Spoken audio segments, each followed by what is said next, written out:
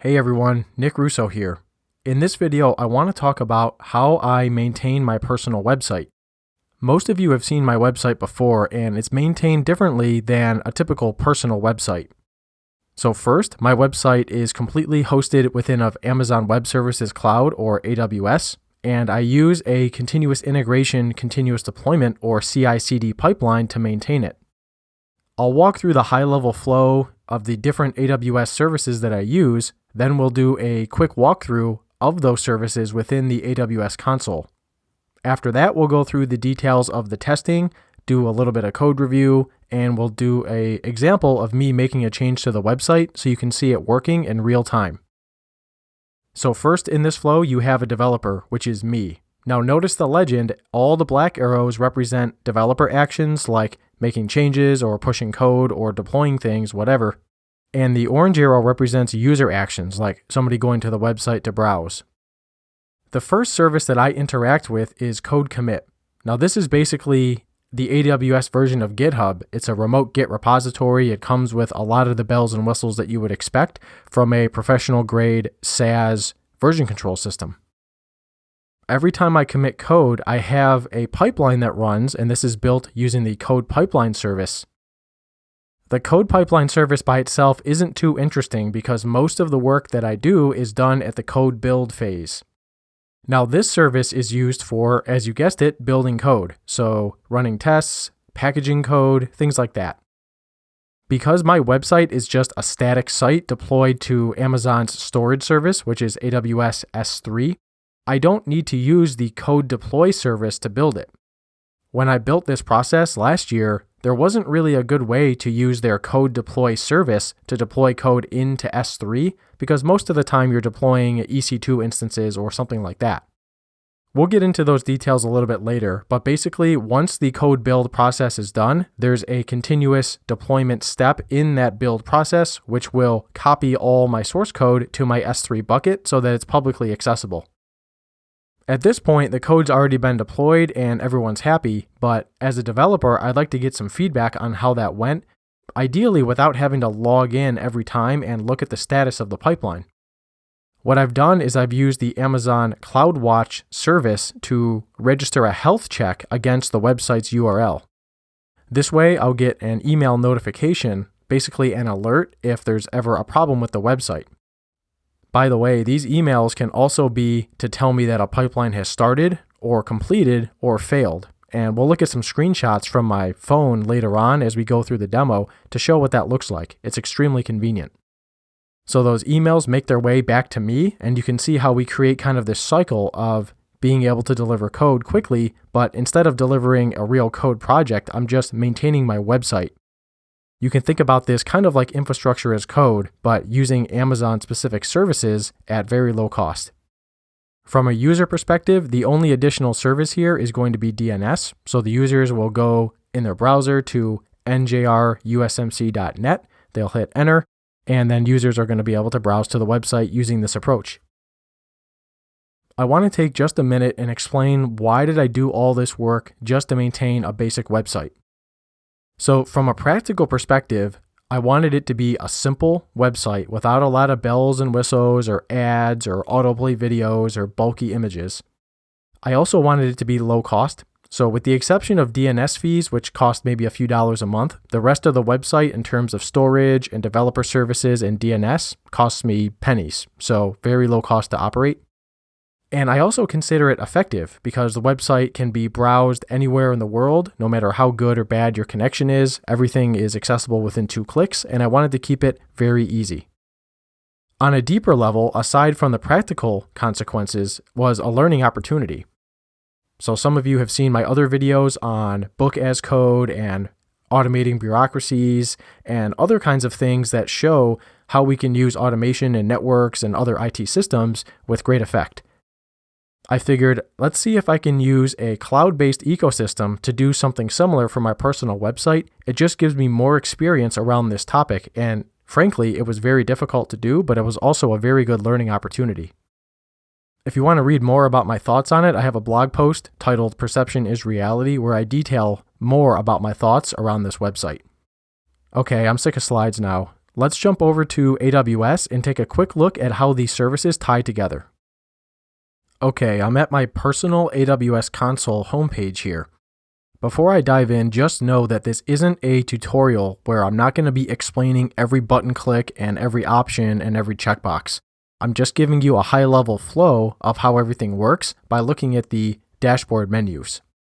We'll start by going to code commit, which when I push my code up, that's where the code goes first. So let's check that out.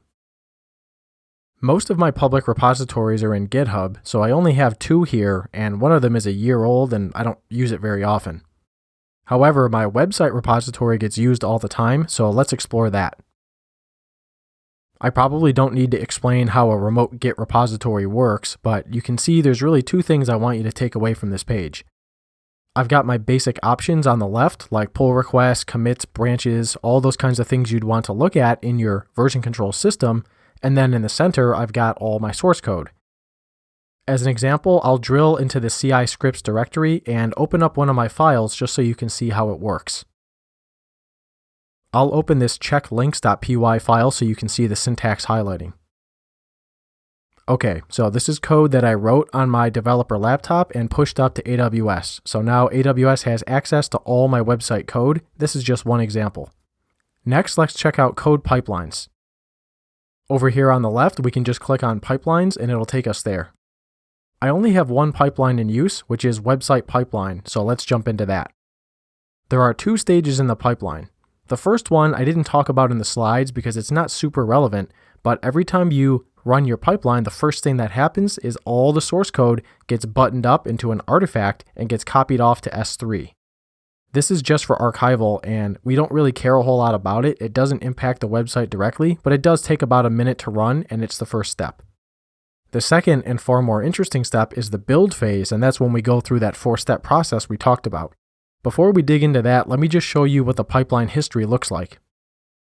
Looking at the top couple entries, we can see it takes between 2 and 3 minutes to run the whole pipeline and deploy the code.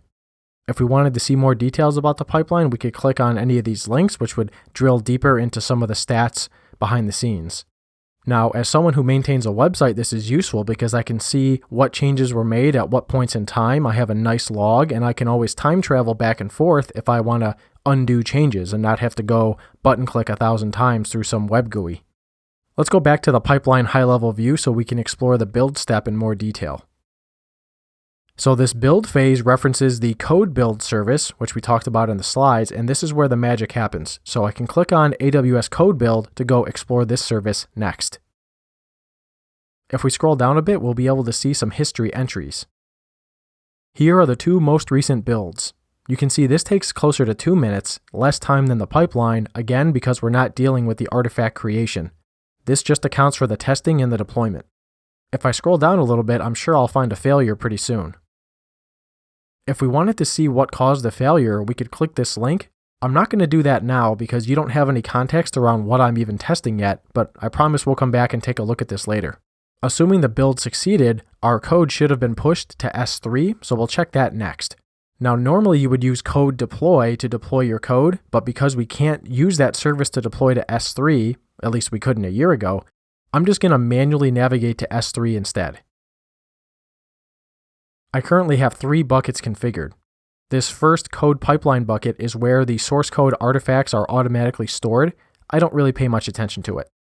The middle bucket is where all my website code is actually deployed, and that last one is really just an alias, like a pointer back to the second one. So let's jump into njrusmc.net and look at the files.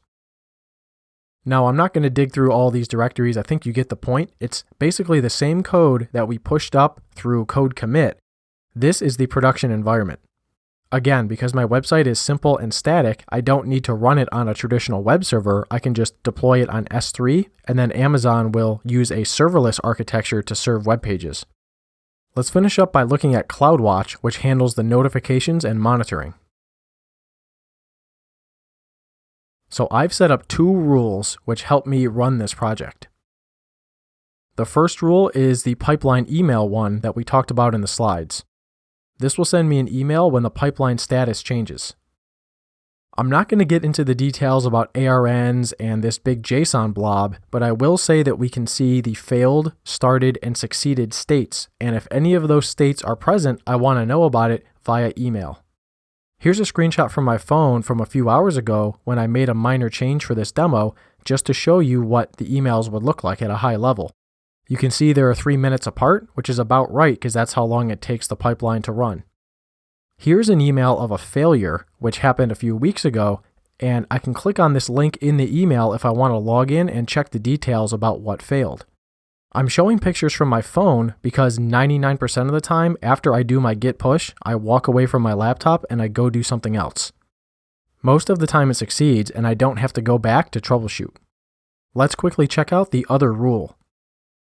This rule combines code commit and code pipeline together so that every time we do a git push, code pipeline gets invoked. This JSON is a little bit simpler, basically saying if AWS code commit has made a change, then we want to run our pipeline. And we can see at the bottom, the name of the pipeline is website pipeline, which is the pipeline we looked at earlier. Let's go back to the slides and talk more about what happens in the code build phase, which is by far the most interesting. Now that we've seen the high-level AWS services, let's talk in more detail about what happens at the code build service. Specifically, I've defined a 4-stage CI/CD process that is actually pretty complex, but we'll walk through all the pieces next. In most pipelines, one of the first things you'll do is install the packages that you need. So in my case, I'm installing packages that are going to help me run the tests and deploy the code. After that, I have a pre-build testing phase. Now this is where things get interesting because there are a lot of tests that get run at this one specific phase in the build process. The first thing I do is basically linting, but I'm using the word cleanup instead because I'm doing more than just linting here. So on all the HTML files, I use a linter called tidy. That's just a basic linter. Let's make sure my HTML syntax is correct. I like to write HTML by hand just for practice, so I want to make sure I didn't screw it up. And for Python, I actually do 3 things. First, I run it through a linter called pylint. Then I run it through a formatter called black, just to make sure my code is consistent and I don't have to worry about whether I used a single quote or a double quote or whatever. And I also use a static code analyzer called bandit, which just does a high-level security scan of my code to make sure there's no very obvious exploits. Again, because I'm security-minded, I like to take a SHA-256 hash of everything on my website. So for example, if you're troubleshooting a wireless LAN problem and you want to download all the packet captures I did on that when I was researching it, or maybe you want to download one of my cheat sheets or one of my CCDE scenarios, whatever, there's going to be a SHA-256 hash that accompanies it, and I have those all in a file. This way, after you download the file, you can run your own hash and make sure that they match. So just a minor security improvement that only takes a second to run.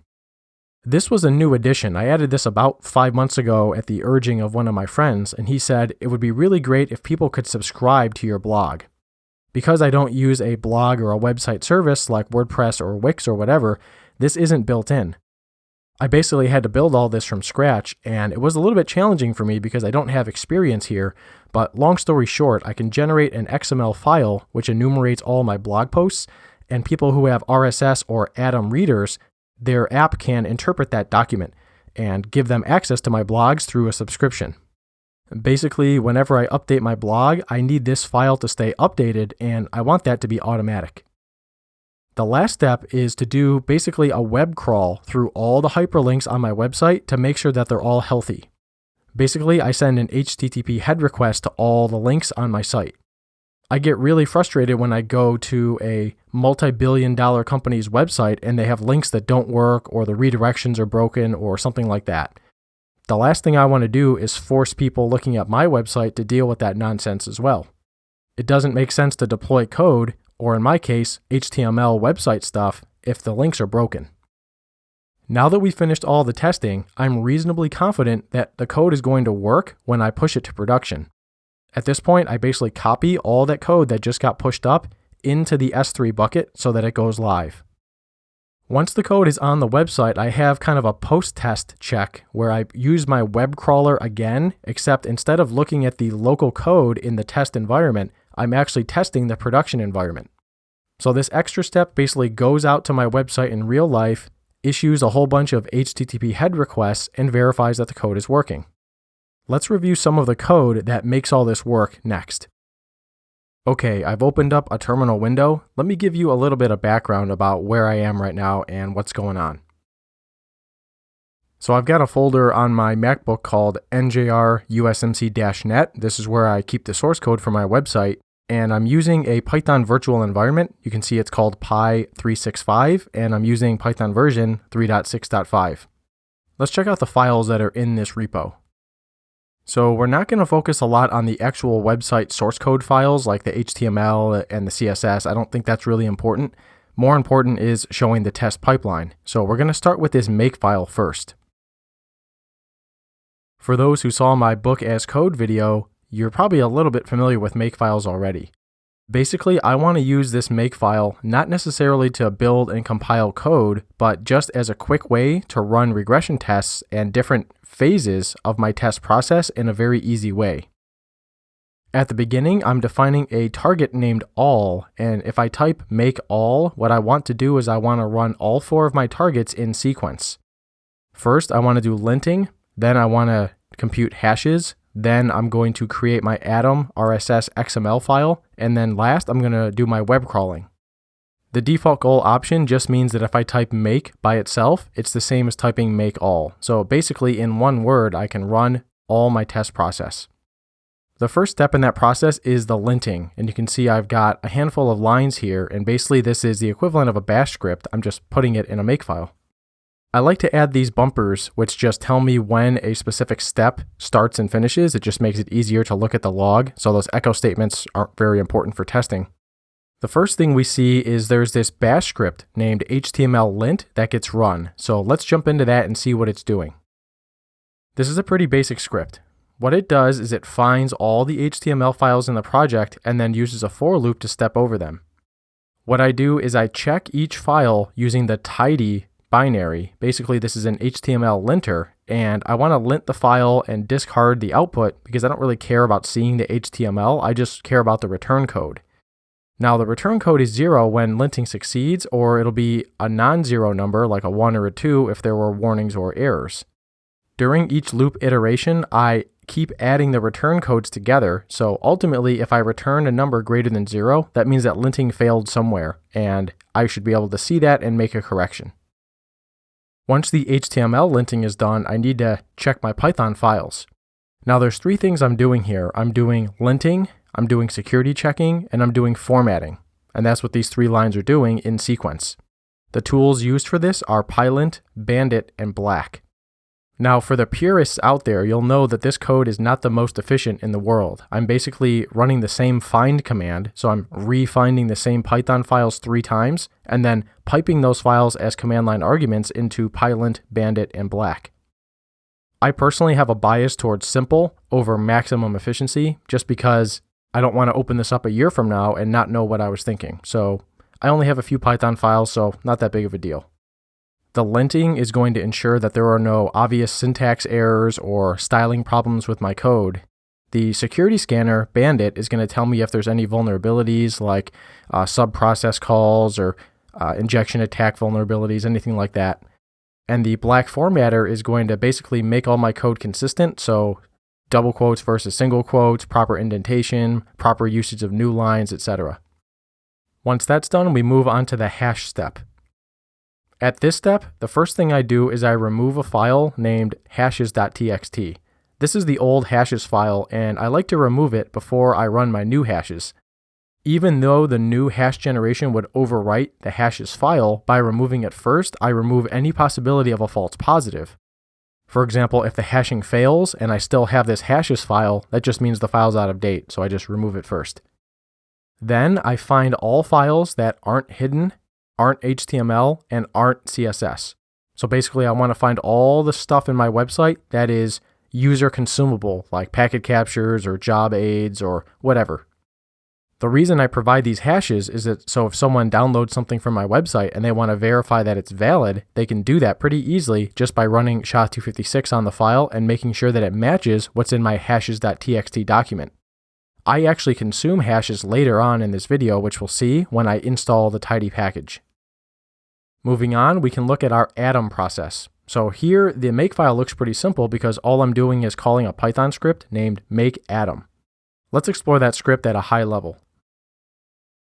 This file is a few hundred lines long, and I'm not going to go through every single Python detail. I just want to give you an overall idea of how the script works.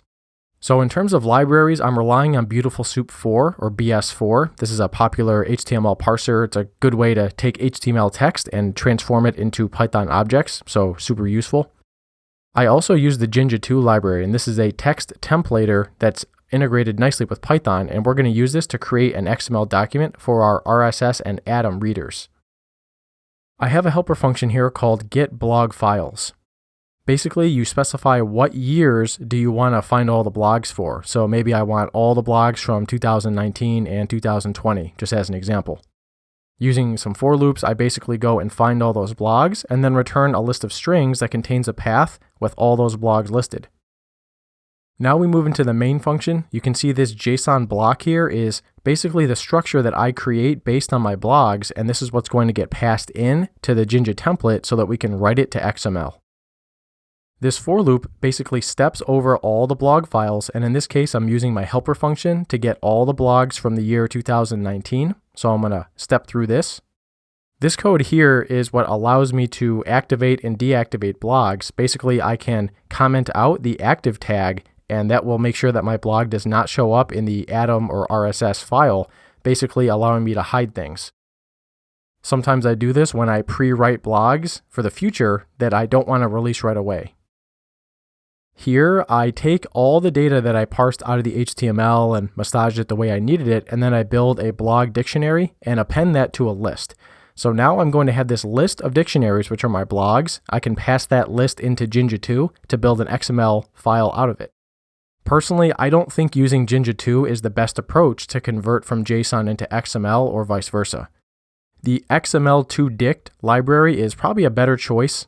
Using text templates to transition between two different kinds of structured data is a pretty fragile process.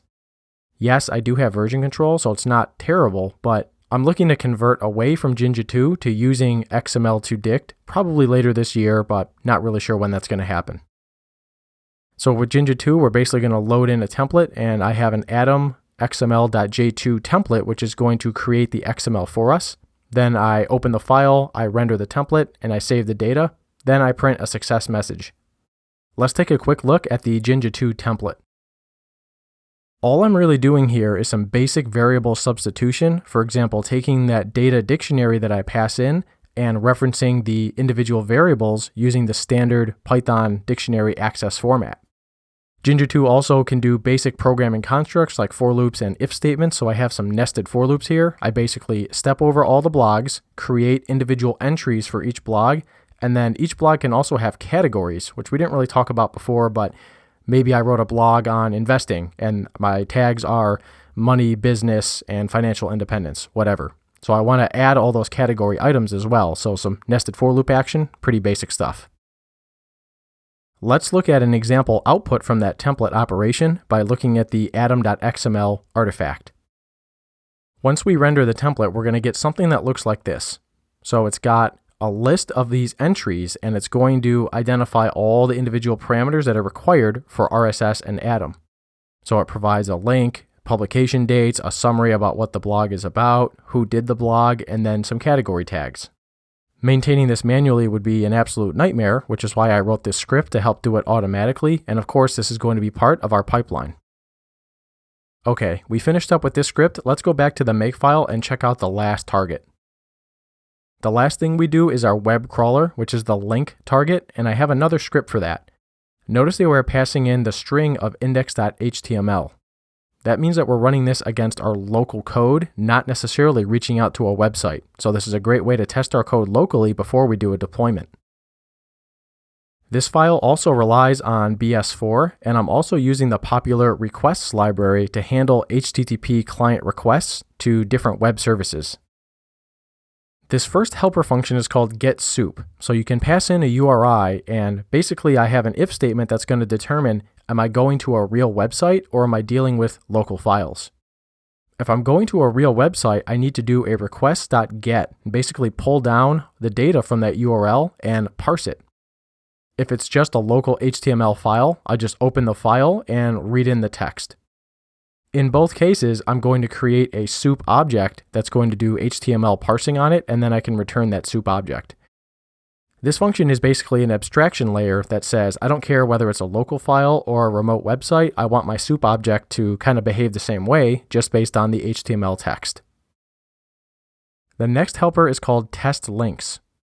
So if we have a list of links and a directory base path so we can look up where to find files, then we can just use a simple for loop and step over all the links to check them. Some links I may want to skip. For example, an email mail to link. That's not really a hyperlink, and I don't want to try to use a HTTP request against it, so I can manually skip links that I shouldn't check. For all the other HTTP links, I want to issue a head request.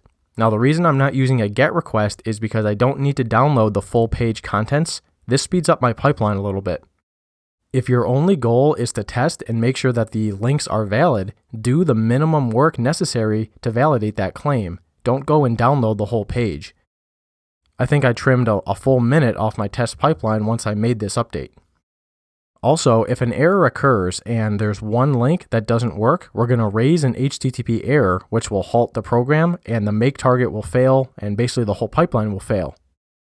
This immediately stops all progress and allows me to take action immediately. This last helper is a way to test images on my website. Now, I have very few images for a reason, but those that I do have, I specify a max image size and a small list of valid formats. I don't want to have huge images or funky formats that aren't easily consumed, so I keep this simple. In the main function, we need to ensure that we get exactly one command line argument, which is going to be the resource we're checking, either a local HTML file or a remote website.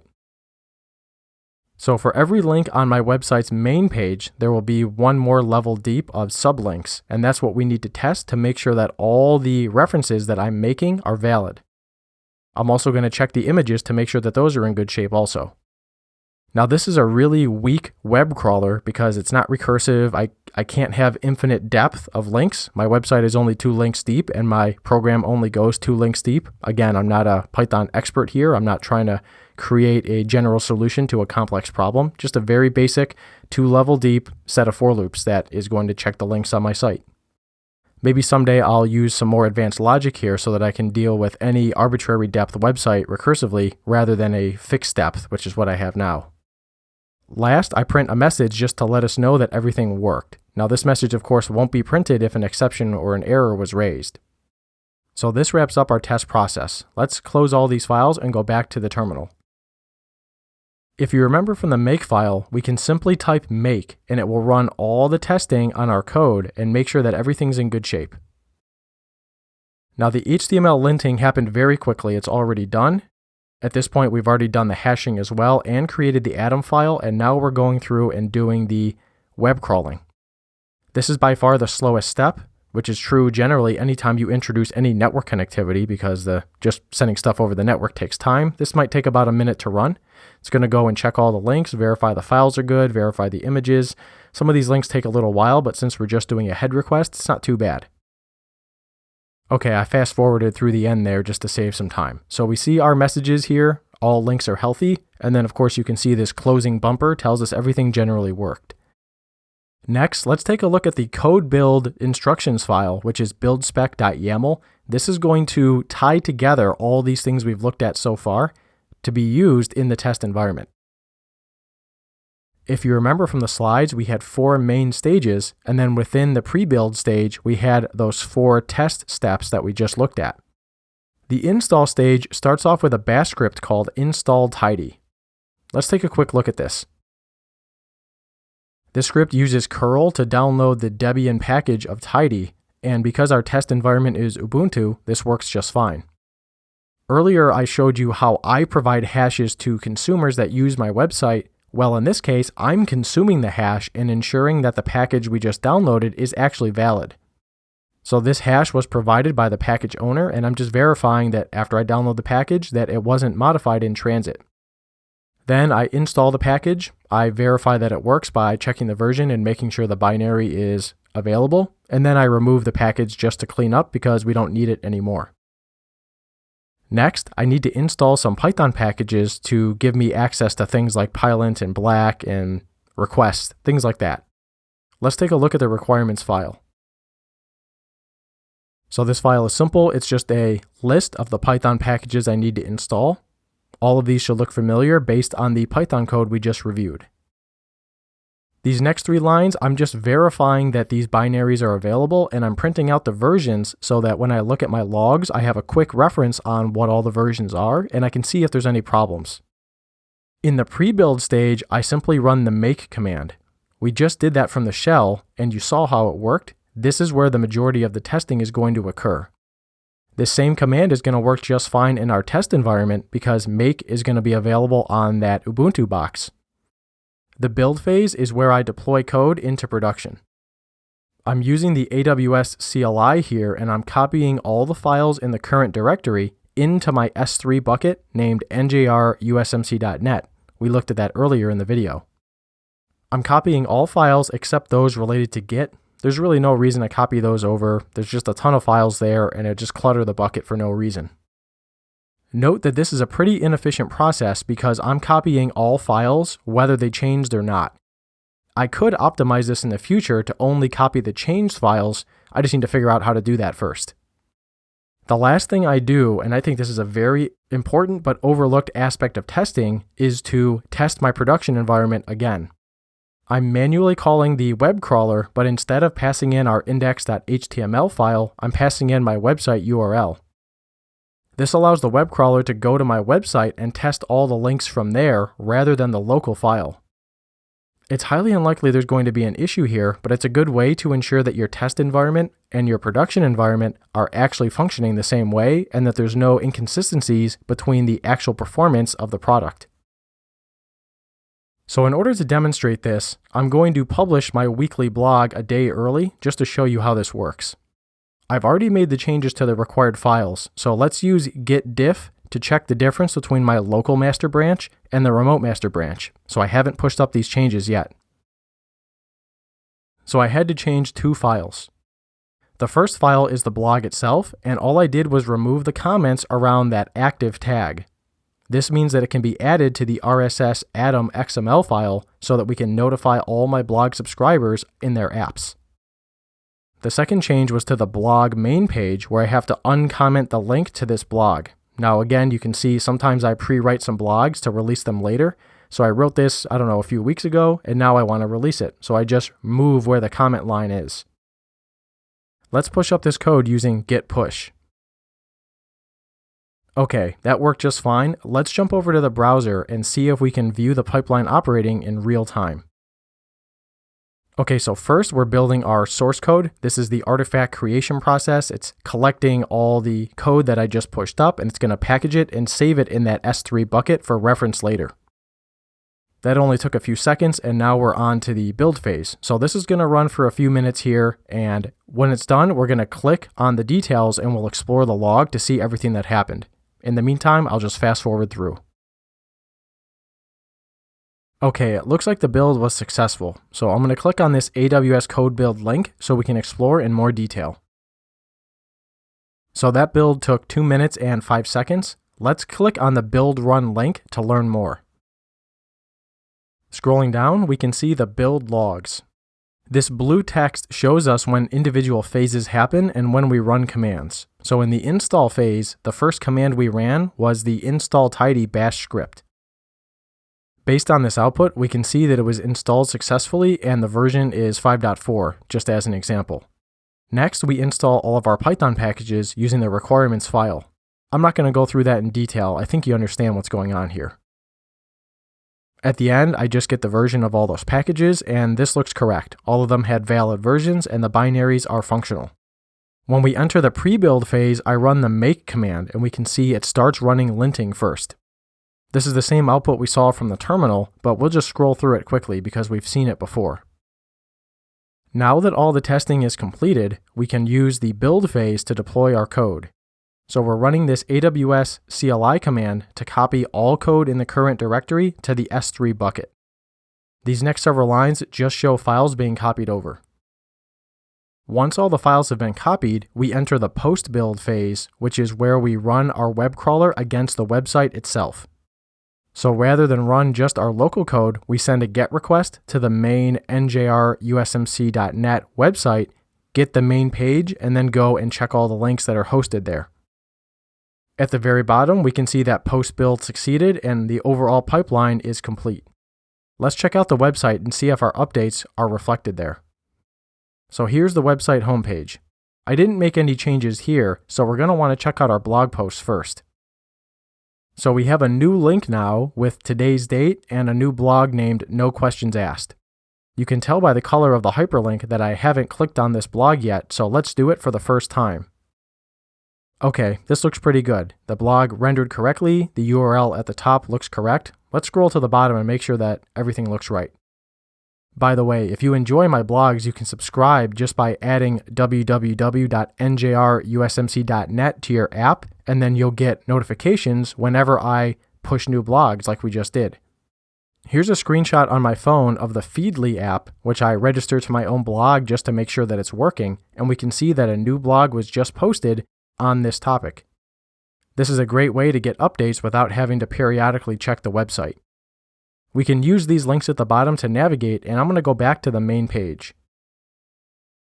Of course, there are other things on the website beyond just blogs. I've got code projects, I've got conference talks, other videos, I've got job aids that can help you in your work or your studies. I've also have training courses that you can check out if you want to learn more about what I'm talking about today and other topics. But to stay on topic for this video, I want to dig into the CI/CD link at the bottom of the page. Hopefully this looks familiar because all these links reveal the files we just looked at. I realize it's unconventional to share all this information on my private website, but I wanted this to be public so people could see how it worked. So here is public access to all those files I just showed you. You can click these links and look at those details. This gives you an opportunity to poke through those files in more detail if you want to understand how different things fit together at a deeper level. Let's wrap up this video by going back to the slides for a quick recap. All right, everyone, here's the high-level flow diagram just to refresh one more time. We pushed our code up to the code commit repository. That kicked off a code pipeline run. Inside that pipeline run, we had a second stage of code build. And then, of course, inside of code build, we did all of our testing and deployment. Once our code was deployed, it was copied to AWS S3. Then users can access it. They use DNS to resolve the website URL, and then they can access the website. And likewise, we do monitoring with CloudWatch using email notifications. If I'm being honest, setting up all this took me probably 3 or 4 days of continuous trial and error and learning. It was a great experience, and I'm so happy that I did it. I hope you liked this video, I hope you found it interesting, and thanks again for taking the time to watch it. Take care.